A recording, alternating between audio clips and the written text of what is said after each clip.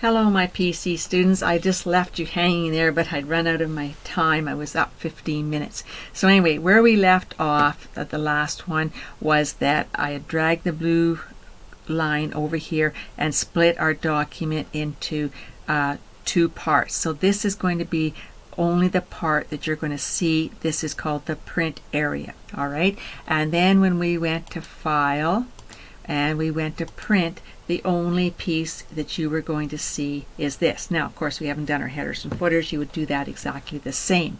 All right, but I want to go back now. And the one thing, as I said to you before, you've got to remember to clear a print area, because you'll go someday to print and you're only going to get a part of a document. And you think, why did I only get part of the document?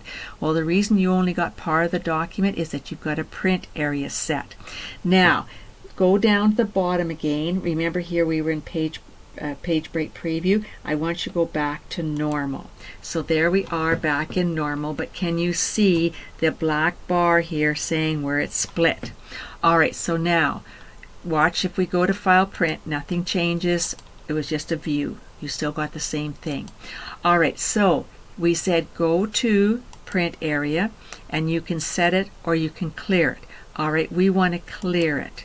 So now it's clear. That line is gone. Take a look. You're going to go to File, we're going to go to Print, and now you can see all of the pieces. All right?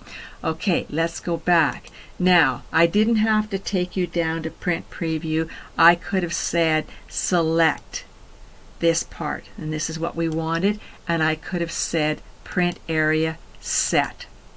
All right? Now you see the line, and you go to File, Print. So it's strictly whichever, show print view. There, okay?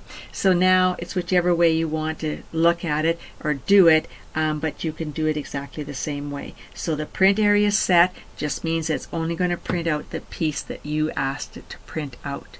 Then we would go back and we would say print area, clear it. Now when you go to File, Print, you would have all your data there.